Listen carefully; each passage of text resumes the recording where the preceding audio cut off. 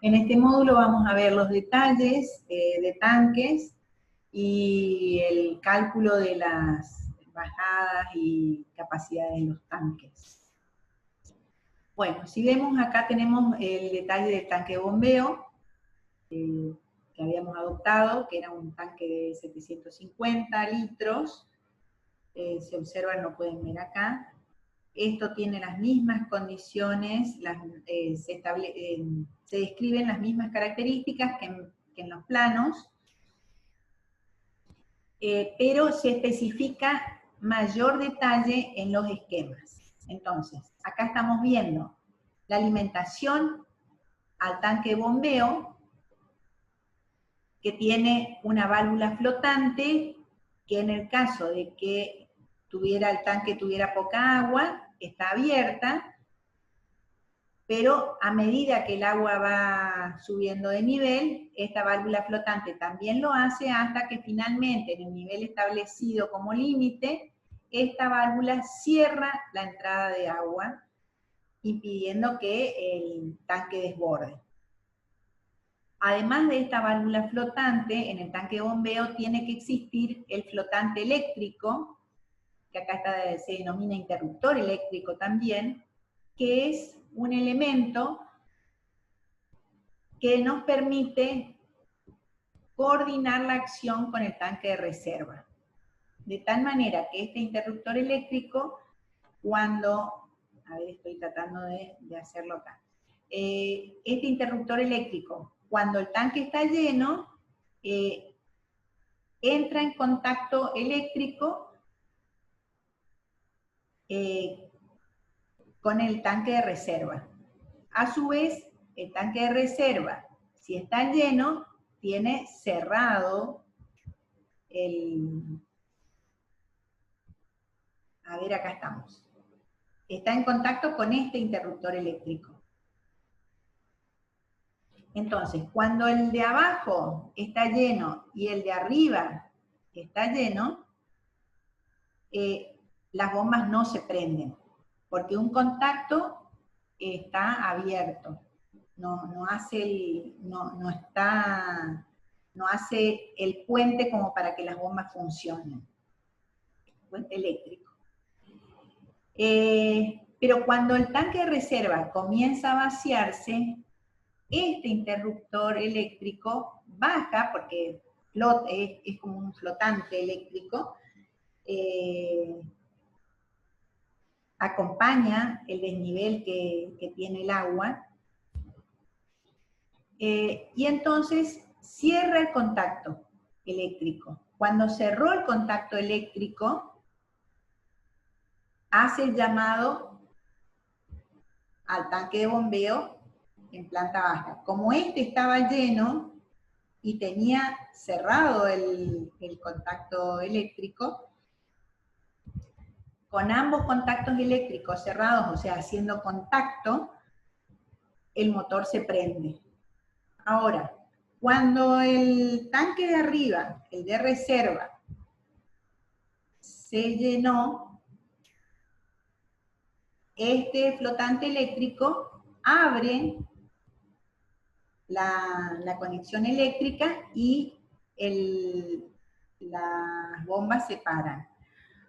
También puede ocurrir que este tanque de reserva no se haya llenado, sino que haya quedado por la mitad, y este todavía tenga cerrado el contacto eléctrico, o sea, todavía está haciendo contacto eléctrico para que la bomba se prenda, pero el de bombeo es el que quedó vacío. En ese caso, este flotante va a estar por acá abajo y va a tener abierta la conexión eléctrica. De esa manera, al estar una abierta y la otra cerrada, tampoco funcionan las bombas. Entonces, esto funciona así para que la bomba funcione solamente si el tanque de bombeo tiene agua suficiente como para hacer el bombeo, y a su vez funciona con el de reserva si el de reserva tiene capacidad suficiente como para almacenar el agua que le manda el tanque de bombeo.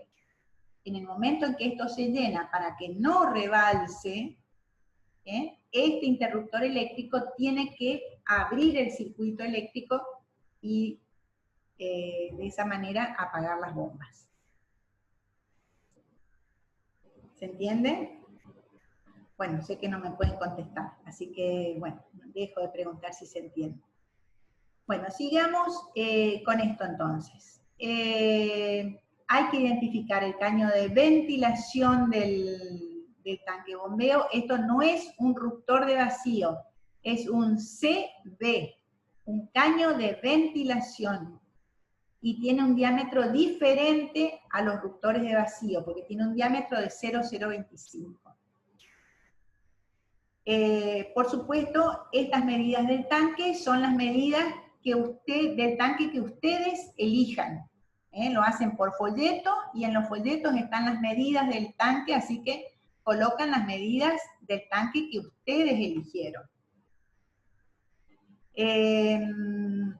Bueno, después del tanque de bombeo viene la parte de conexión hacia las bombas.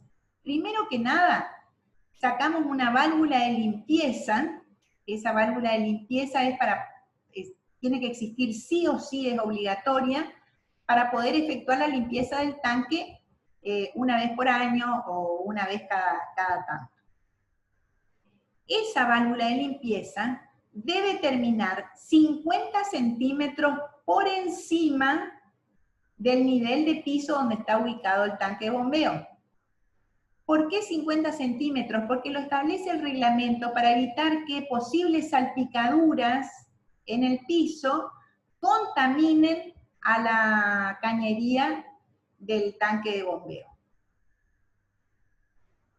Ustedes me dirán, bueno, pero para que no salpique le ponemos una manguerita que vaya hasta el piso. Tampoco. Está prohibido conectar con mangueras el extremo de la válvula de limpieza, porque cualquier manguera que esté contaminada, o aunque no esté contaminada, que pueda llegar a contaminarse cuando toca el suelo, puede originar problemas en la salud de los habitantes.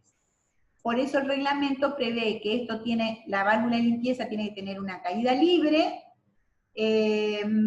a 50 centímetros por encima del nivel de piso donde está colocado.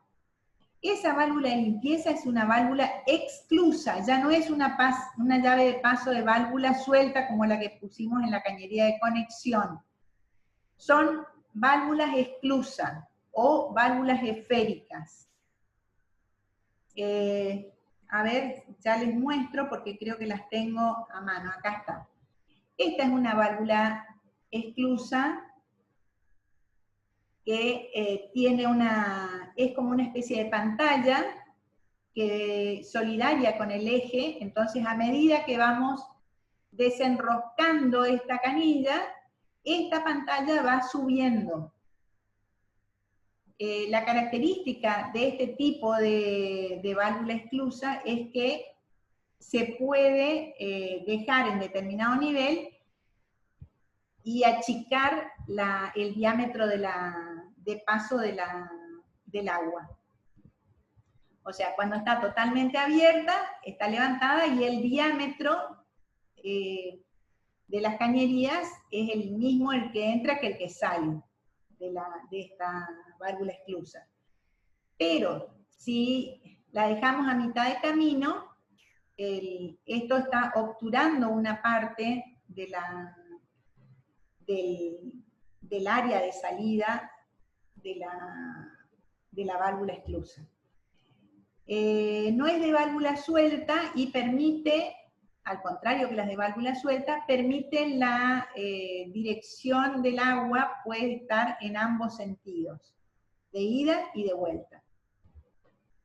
Se pueden colocar verticales u horizontales. En cambio, la válvula suelta, la llave de paso de válvula suelta, solamente puede conectarse verticalmente por las características de su funcionamiento, que funciona por gravedad. Y esta otra es una válvula esférica de 1/4 de vuelta, donde una de las caras de la esfera tiene el orificio como para que, con el mismo diámetro de la cañería de entrada y de salida. De tal manera que cuando la abrimos, ese orificio queda totalmente alineado con la cañería con las cañerías que está conectando, y cuando la cerramos, la parte sólida de la válvula obtura la salida y el paso de agua. En este caso está abierta, pero si estuviera cerrada, la parte sólida estaría contra la cañería, entonces el agua no puede pasar. Acá tenemos un esquema del interruptor eléctrico que estábamos hablando, que tiene que tener el tanque de reserva y el de bombeo. Y este es un esquema de los tantos modelos que hay. Hay varios modelos, este no es el único, pero bueno, les muestra un poquito cómo funciona. Hay una parte eléctrica que está conectada con el flotante.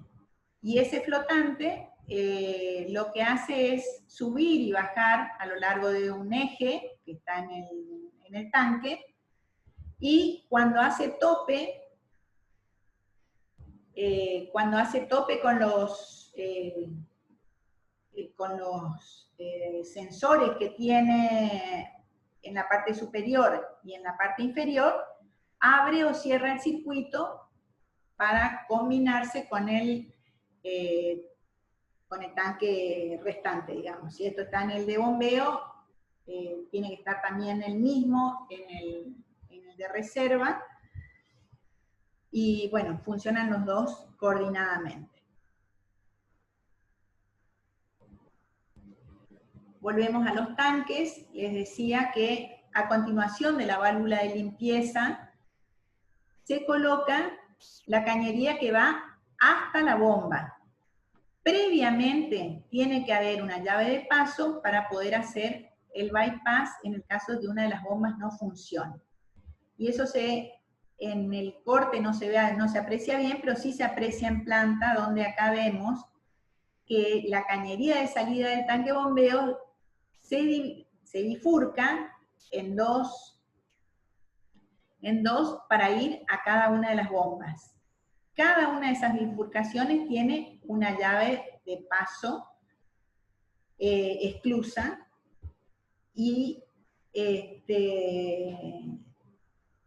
la salida de la bomba, a la salida de la bomba también, acá no está la llave de paso, que se ve que nos olvidamos de colocarla, pero a la salida de la bomba tiene que haber una llave de paso de cada lado, también de válvula exclusa, o esférica, para poder hacer el bypass. Entonces, si queremos que esta sea la bomba que funciona, cerramos estas dos llaves de paso y abrimos estas dos, de tal manera que el agua fluya hacia esta bomba y desde esta bomba sea elevada por esta cañería, que es la cañería de subida. En el momento en que esta bomba se descompone, cerramos estas dos llaves de paso, retiramos esta bomba y abrimos estas dos válvulas exclusas. De tal manera que el agua ya no va a pasar por acá porque está cerrada, entonces va a tomar esta dirección, va hacia la bomba, y desde la bomba se puede elevar, ya que esta válvula exclusa también está abierta, se puede elevar a través de la cañería de impulsión. Ese es el bypass que hay que hacer para hacer funcionar una u otra bomba. Acá hay otro esquema, que no es específicamente el del plano, pero ayuda a comprender un poquito mejor. Se ven las dos bombas de frente, Y ahí vemos, no estoy viendo las llaves de paso. Llave de paso es la 7.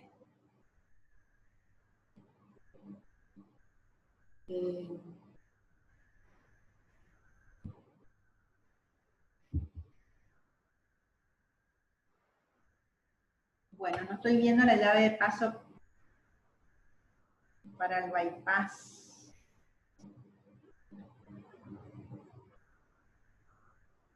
Bueno,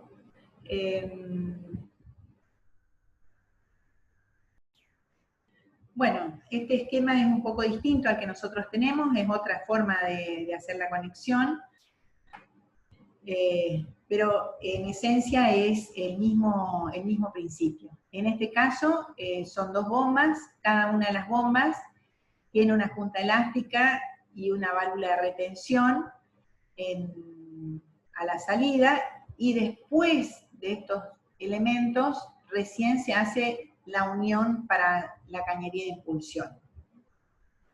De cualquier forma, acá falta una llave de paso que haga para hacer el bypass de ambas cañerías, porque en el caso de que una de las bombas esté funcionando, va a impulsar el agua hacia arriba, pero parte del agua va a estar cayendo hacia abajo. Va a estar pasando a la otra si no tenemos una llave de paso exclusa.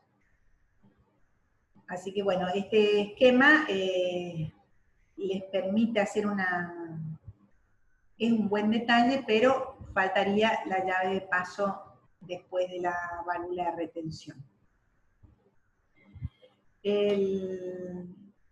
Lo otro que quiero que observen en este esquema es que las bombas van montadas sobre una base, que puede ser una base de hormigón, que está aislada para evitar vibraciones, con una junta de dilatación de neopreno o de algún material elástico. A ver si encuentro, acá está el mouse. Con una junta de algún material elástico que evite que las vibraciones de la bomba se transmitan al resto del piso. Entonces queda como una base flotante para sostener las bombas y evitar hacer la transmisión al resto del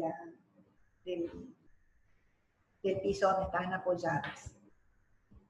La junta elástica que se coloca en la parte vertical también tiene el mismo motivo, y la válvula de retención es para evitar que el agua, que cuando para la bomba, el agua que estaba en la cañería caiga sobre retroceda, digamos, y si no está la válvula de retención, va a retroceder y hacer girar el motor en sentido contrario, pudiendo llegar a romperlo. Entonces, para evitar que el agua de la cañería acceda de nuevo en forma contraria al motor, se coloca una válvula de retención. Esto es importantísimo tenerlo en cuenta para evitar posibles roturas. Bueno, seguimos con nuestro esquema, con el del plano.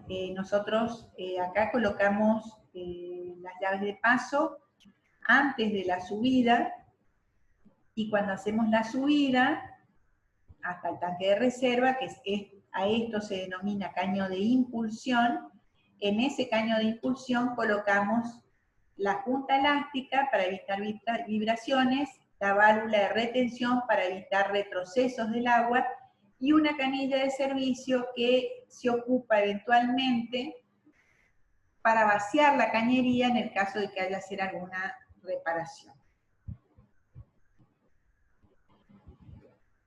El tanque de reserva es muy parecido al de bombeo. En este caso se adoptaron 3 tanques iguales, así que tienen las mismas dimensiones, y se conectaron ambos tanques mediante el colector.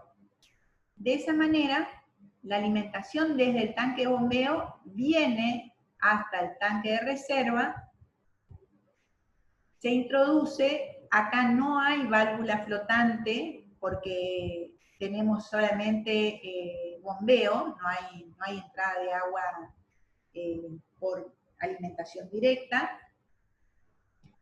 Y sí tenemos que tener un interruptor eléctrico, eso es fundamental.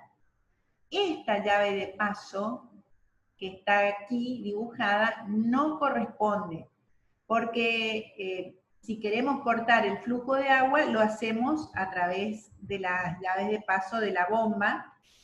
Cerramos, si esta era la bomba que estaba funcionando, cerramos esta llave de paso, le apagamos la bomba y bueno, está. No hace falta esta llave de paso, pues no tiene sentido. Sí hace falta en el tanque de bombeo, que acá veo que nos olvidamos, hace falta acá una llave de paso para no tener que ir hasta la entrada a cortar el suministro de agua en el caso de tener que hacer una reparación. Entonces, habitualmente se coloca a la entrada del tanque de bombeo una llave de paso para poder hacer el corte en el caso de que sea necesario, sin tener que ir hasta la entrada a cortar la llave de paso de válvula suelta. Bueno, el agua ingresa en este tanque, o sea, la conexión del tanque, desde el tanque de bombeo está puesta en este tanque. Y ustedes me dirán, ¿cómo hacemos para que el agua también llene este otro tanque? Bueno, se hace por vasos comunicantes. A través del colector se hace la unión, entonces, a medida que este tanque se va llenando, como está unido, ambos tanques están unidos por el colector, por vasos comunicantes, ambos tanques van teniendo el mismo nivel. Entonces van a tener el mismo nivel de abastecimiento y el mismo nivel de desagote. Ahora bien, estando separados los tanques, necesito colocar dos válvulas de limpieza, una para cada uno de los tanques. Por lo tanto, este colector, que es el que va a alimentar a las bajadas, tiene que tener en forma exclusiva para cada uno de los tanques esa válvula exclusa. Además, si en el colector hay más de dos bajadas, tiene que colocarse una llave de corte general para poder independizar todo lo que el agua que viene de este tanque, se cierra esta y se limpia el tanque. Y se coloca otra llave de paso de corte general en este extremo, de tal manera que se cierra esta válvula, se abre la limpieza y se puede limpiar este tanque. Estas llaves de paso de corte general se instalan cuando hay más de dos bajadas. Si son dos bajadas nada más, entonces se puede obviar esta bajada, esta llave de paso de válvula exclusa y esta también. Pero en este caso que hay cuatro bajadas, se debe colocar, es obligatorio colocarlas. Todo esto que yo les estoy diciendo está escrito y graficado en el reglamento de obras sanitarias. Las bajadas, cada una de las bajadas tiene que tener una llave de paso exclusa independiente. O sea, cada una de las bajadas tiene su propia llave de paso de válvula exclusa. En este caso, que a todas las bajadas le pusimos ruptores de vacío, que es lo más conveniente, vuelvo a reiterar, se colocan, se grafican los ruptores de vacío con los diámetros que tienen, con los colores reglamentarios, que es el color verde para todo lo que sea ventilación, y se identifican las bajadas con la simbología que tienen. Bien. Esto en general es lo que se puede decir de tanques. Pueden leer un poco más en el reglamento, pueden leer más en el apunte teórico. Y bueno, y si hay dudas, lo vemos en las videoconferencias de consultas que estamos haciendo. Vamos ahora al cálculo. Voy a tratar de apurarme porque no tengo un cronómetro en la aplicación que me vaya estableciendo el horario. Pero tengo miedo de pasarme un poco y que me pase otra vez lo mismo de la vez anterior, de quedarme sin tiempo. Bueno, vamos a la provisión de agua fría y caliente. Al cálculo, el primer paso sería el cálculo de la reserva total diaria. Esa reserva total diaria es la cantidad de agua que yo necesito para abastecer a la vivienda durante 24 horas. Se puede calcular en base a los artefactos que tenemos que surtir o por la cantidad de habitantes. Habitualmente en viviendas familiares se toma para los 4 primeros habitantes 250 litros por día y para los restantes habitantes de la casa 200 litros por día. De tal manera que en este caso que nosotros tenemos 9 habitantes, porque tenemos 4 dormitorios y vamos a considerar 2 personas por dormitorio, más una persona en habitación de servicio, tenemos 9 personas que abastecer. Entonces, las 4 primeras van a consumir 250 litros por día y las 5 restantes van a consumir 200 litros por habitante y por día. Eso nos da un total de 2.000 litros por día. En cambio, la de artefactos a surtir nos da un valor mayor de 2.400. Pero habitualmente los artefactos a surtir, este cálculo por artefactos se utiliza para viviendas, no para viviendas, para edificios públicos, hospitales, escuelas, donde no hay una cantidad de gente permanente que vaya a estar en el lugar. Se estima una cierta cantidad de gente, pero no se puede saber cuánta gente va a pasar por el lugar. Por lo tanto, lo que se hace hay una tabla que nos da el gasto promedio que tendría cada uno de los artefactos en esos edificios públicos.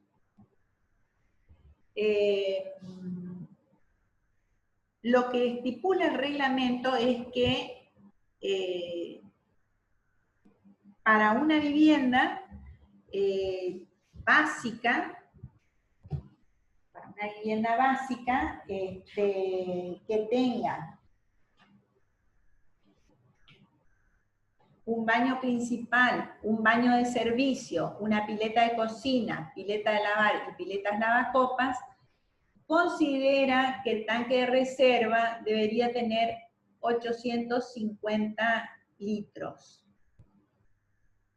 Si hay bombeo, el tanque de reserva sería de 600 y el de bombeo tendría que ser de 250, o sea, 850 litros por día, pero eso para una unidad que tenga solamente los servicios básicos que mencioné. En el caso de que hubiera más núcleos húmedos, se puede establecer, se puede tomar como referencia el 50% del valor por artefacto, por cada uno de los artefactos excedentes a esa conexión básica.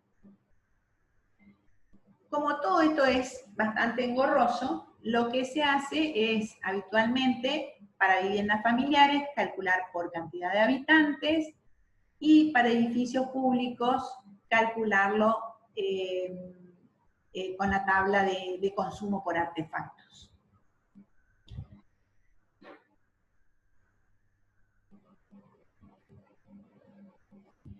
Esa reserva total diaria que nosotros calculamos, que en nuestro caso adoptamos 2.000 litros por día,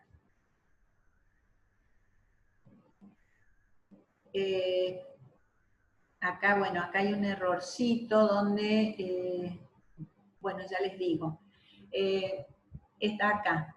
Adopté 2.000 litros por día y después seguí con 2.400 litros por día.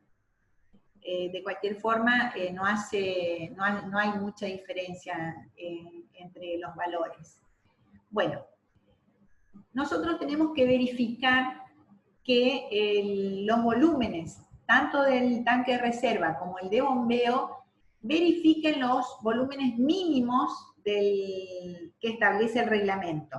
Entonces, por reglamento para el tanque de reserva, el mínimo es 1/3 de la reserva total diaria y el tanque de bombeo es 1/5 de la reserva total diaria. Por lo tanto, si nosotros hacemos 1/3 de 2.000, nos estaría dando aproximadamente 700 litros, y 1/5 de 2.000 nos estaría dando aproximadamente 400 litros. Esos serían los volúmenes mínimos que tenemos que establecer, respetar cuando hacemos la elección de tanque de reserva y de tanque de bombeo. Además, también el reglamento exige que el volumen mínimo para las necesidades básicas que mencioné, baño principal, baño de servicio, pileta de cocina, de lavar y lavacopas, se tiene que establecer un volumen mínimo de tanque de reserva cuando no hay bombeo de 850 litros. Y si hubiera bombeo, ese tanque de reserva tiene que tener como mínimo 600 litros.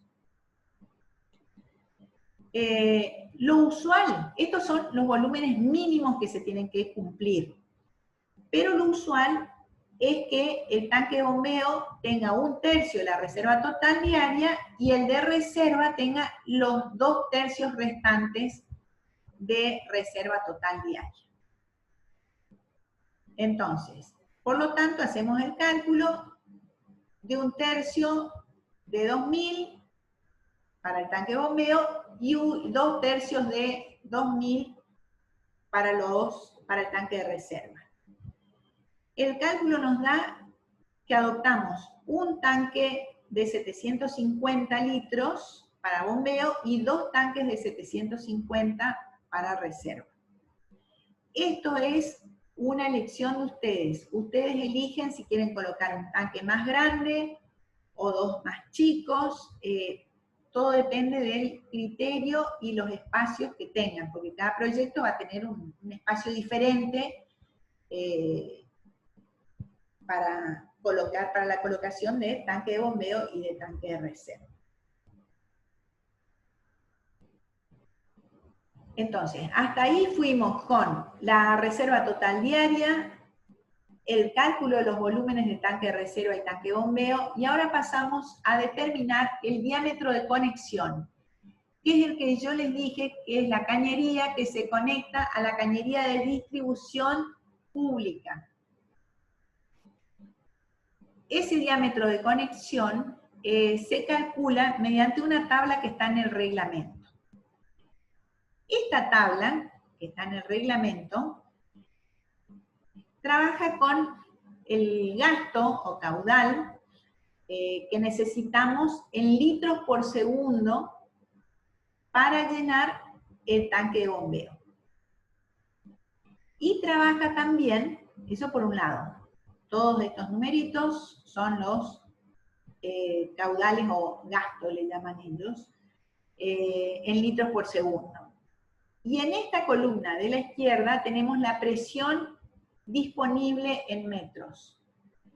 Esta presión disponible es la piezométrica que habíamos estado mencionando al principio de la clase. Esa piezométrica para nosotros es de 5,50 metros, que es esta que estamos viendo acá. Y a esta piezométrica hay que restarle la altura de conexión al tanque de bombeo, porque al elevar la cañería, yo estoy teniendo disponible una menor altura piezométrica que la que tengo en vereda. En vereda estoy en nivel 0, tengo 5,50, pero dentro de la vivienda, a nivel del piso, que puede estar entre 10 y 15 centímetros más, por encima del nivel de vereda, más los 50 centímetros que tengo que dejar por debajo de la válvula de limpieza del tanque de bombeo, todo eso, más la altura propia del tanque de bombeo, todo eso me origina una diferencia de nivel y me resta a la piezométrica. En total, todos entre el desnivel de piso más los 50 centímetros de desnivel de diferencia que tengo que tener con entre válvula de limpieza y el piso, más la altura del tanque, voy a tener una altura de 1,60 m. Este 1,60 m resta a la piezométrica y me deja menor altura disponible en la conexión del tanque de bombeo. Esto es lo que yo tengo que medir, la parte azul. Una vez que tengo la presión disponible en metros para la entrada del tanque de bombeo, voy al caudal que necesito. El caudal lo obtengo de sacar el volumen del tanque de bombeo que tengo que llenar con el tiempo en el que lo quiero llenar, que tendría que ser entre 1 y 4 horas.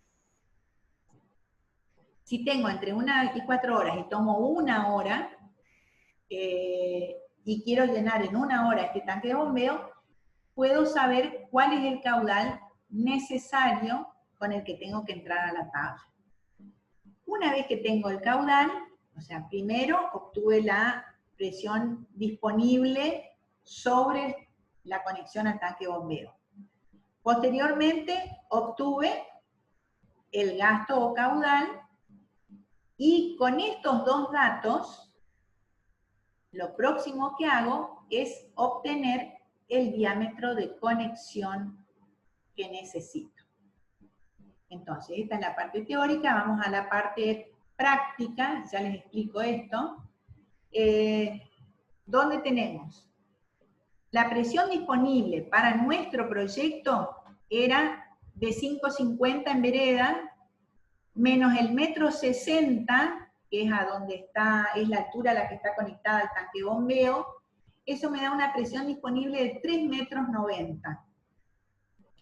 Y el caudal se establece el tiempo de llenado del tanque de bombeo, que según el reglamento puede variar entre 1 y 4 horas, vamos a adoptar 1 hora, por lo tanto, la capacidad del tanque de bombeo es de 750, dividido los 3.600 segundos, que tiene 1 hora, me da un caudal de 0,21 litros por segundo.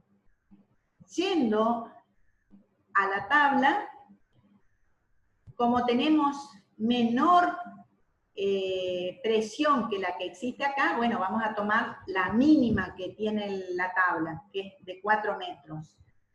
Ahí buscamos 0,21 litros por segundo, acá tenemos 0,24, o sea, es un poco mayor, ya estamos del lado favorable, y desde acá obtenemos el diámetro de conexión para nuestro proyecto, que sería de 0,013 metros. Entonces, ese es el diámetro de conexión que adoptamos. En este reglamento, todas las medidas están referidas a metros. Habitualmente, los plomeros, los sanitaristas, hablan mucho en pulgadas, pero el reglamento está dado en metros. Entonces, siempre para esta materia vamos a referirnos a todas las medidas en metros. Si esto quedó comprendido, esto les va a resultar un poco más fácil. Esto está en el reglamento también, vean que tiene una parte, es una de las partes gráficas, donde les dice que si teniendo esta presión disponible en vereda, tenemos que restar esta altura del artefacto más alto. que en el caso nuestro, como estamos yendo a bombeo, no trabajamos con artefactos, sino que vamos a trabajar con la altura de conexión al tanque de bombeo, o si no hubiera bombeo, con la altura de conexión al tanque de reserva. Entonces, esta altura que restamos es la de conexión al tanque de bombeo en nuestro caso. Y la presión disponible para alimentar a ese tanque de bombeo es la restante.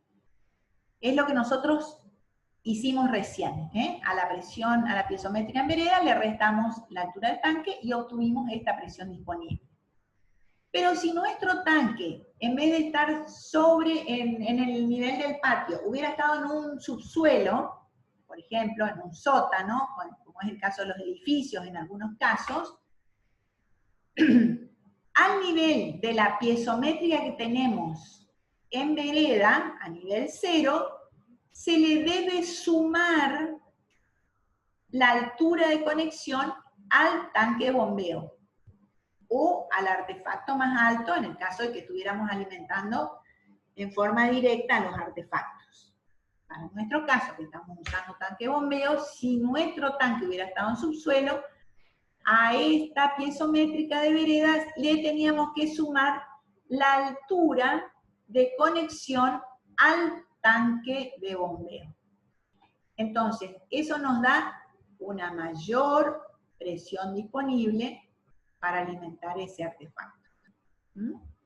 En un caso, la piezométrica disminuye cuando estamos por encima del nivel de vereda, y en el caso de estar por debajo del nivel de vereda, la piezométrica aumenta.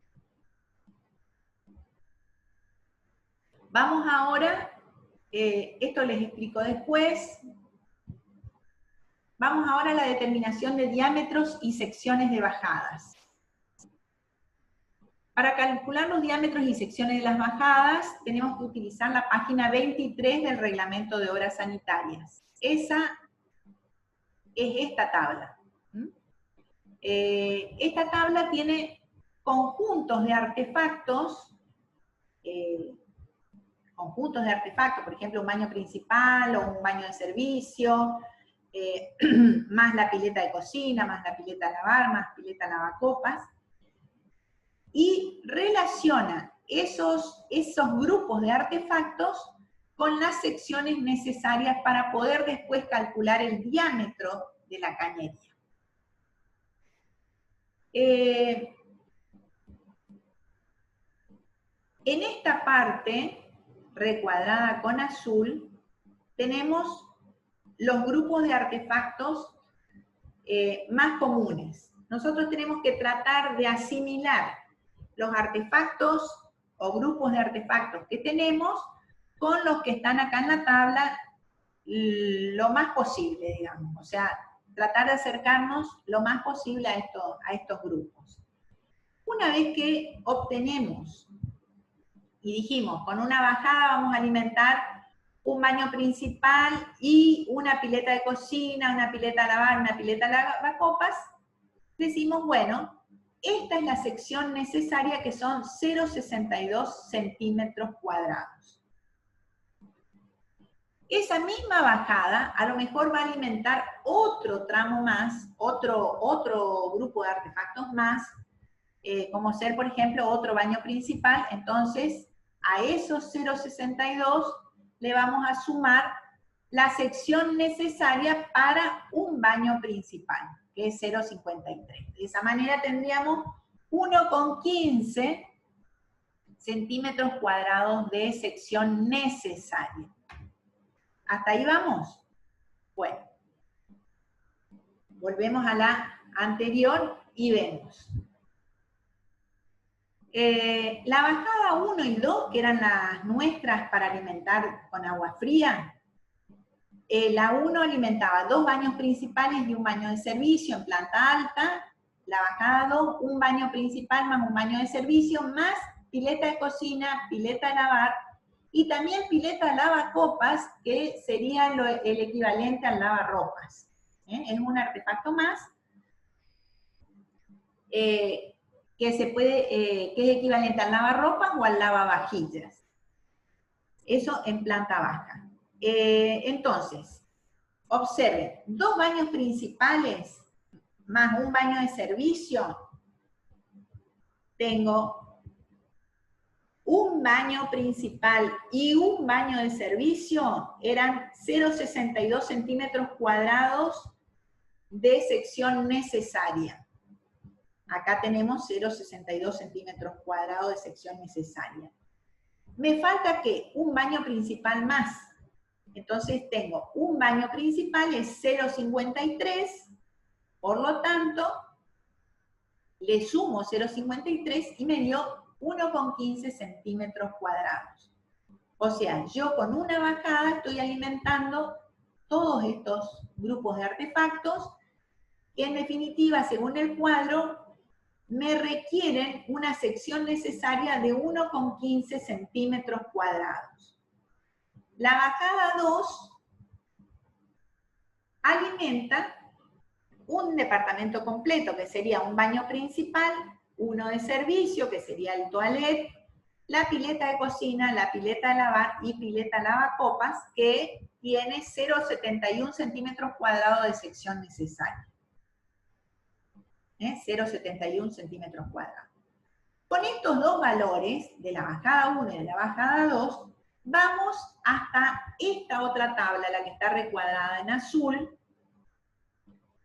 y buscamos para la bajada 1, que necesitamos 1,15,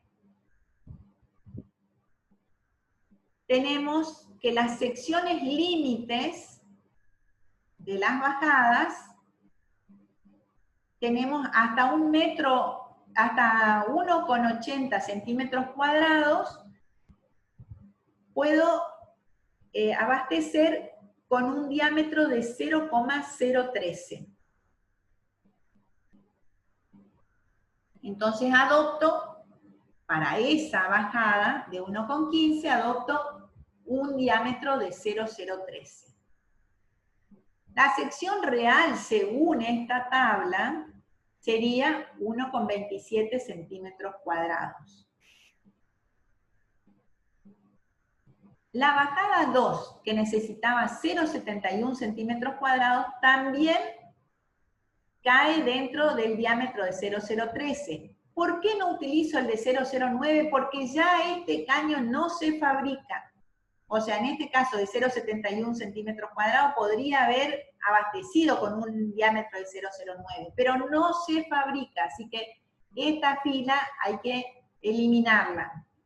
Si quieren tacharla, táchenla porque no se fabrica más.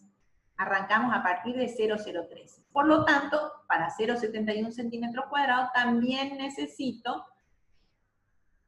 un diámetro de 0,013.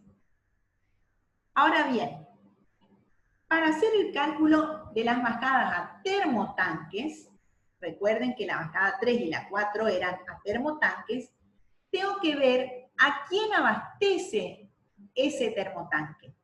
¿Qué grupo de artefactos está abasteciendo cada uno de los termotanques? El de planta alta abastece a los 2 baños principales más el baño de servicio.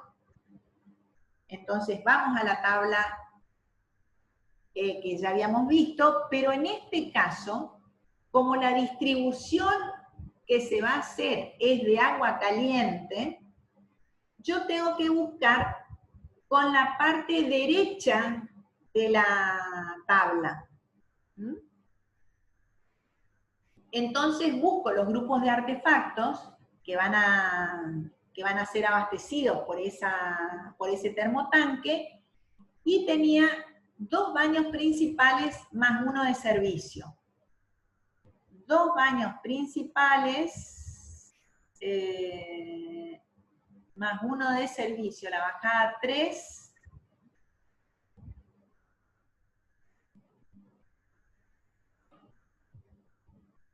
Acá tengo la bajada 3 es un baño principal, un baño de servicio, y estos 3 elementos que son pileta de cocina, pileta de lavar y pileta de lavacopas, que equivalen a un baño principal. Entonces, con un departamento completo, para la bajada 3, necesito 0,62 centímetros cuadrados. Y si voy a la tabla siguiente, 0,62 se abastece con un diámetro de 0,03. Para la bajada 4, que es la de planta baja, tengo que abastecer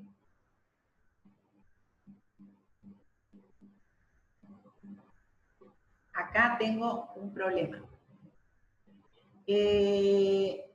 Están invertidas las bajadas. La bajada 4 es la de planta alta, es la que está abasteciendo planta alta en el cálculo, porque tenemos un baño principal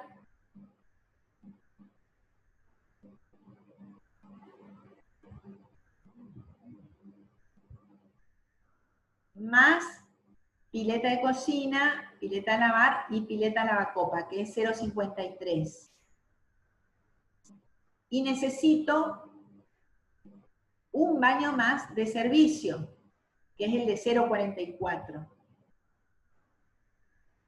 Entonces tengo 0,53 más 0,44 me da 0,97 centímetros cuadrados. No, estaba bien lo que dije.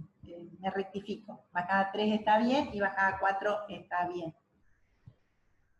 Con estas dos secciones de bajadas voy a la tabla de diámetros y obtengo que para esas secciones 0,62 y 0,97 me alcanza con un diámetro de 0,013. ¿Por qué adopto un diámetro de 0,019? Por exigencias del artefacto que estoy colocando. El termotanque que estoy colocando tiene un diámetro de entrada de 0,019. Entonces, por lo tanto, aunque por cálculo a mí me alcance con un diámetro menor, tengo que adoptar un diámetro mayor de 0,019 porque el termotanque así me lo exige. ¿Se entiende? Bueno, en el caso de bajadas, esta tabla se trabaja con la sección límite de bajadas, que es esta columna que está acá recuadrada. Y la sección real es la que me indica acá. No es exactamente el cálculo que se hace matemático, el cálculo matemático que se hace con fórmulas. Pero es el que indica como sección real el reglamento. Es muy aproximado. Bueno, van a encontrar en el reglamento esta otra tabla que es muy útil para cuando tenemos edificios. No la usamos en viviendas familiares porque no sirve, pero sí para edificios. Por ejemplo, yo les dije que en edificios generalmente teníamos los núcleos húmedos alineados. Entonces, por ejemplo, para pileta de cocina, una bajada que alimente pileta de cocina, pileta lavar y piletas lavacopas, que teníamos una sección necesaria de 0,53 centímetros cuadrados, venimos acá y tenemos una sección necesaria de 0,53. Y por ejemplo tenemos un edificio de 4 pisos, donde cada uno de los pisos tiene ese grupo de artefactos de pileta de cocina. Entonces venimos acá y sabemos que para cuando hay 4 pisos, la sección de 0,53 centímetros cuadrados va a estar dividida entre un diámetro de 0,019 y un diámetro de 0,013. ¿Se entiende? Acá estoy mirando.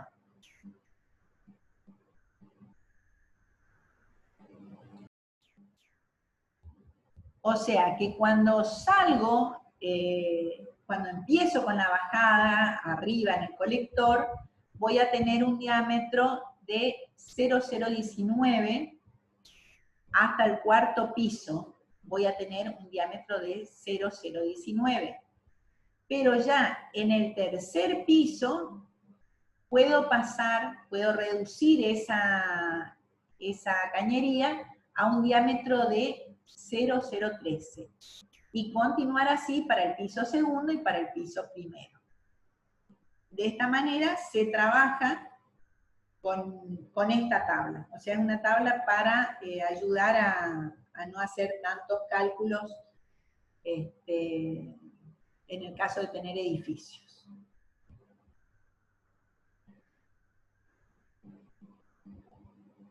Bueno, esta es la sección necesaria.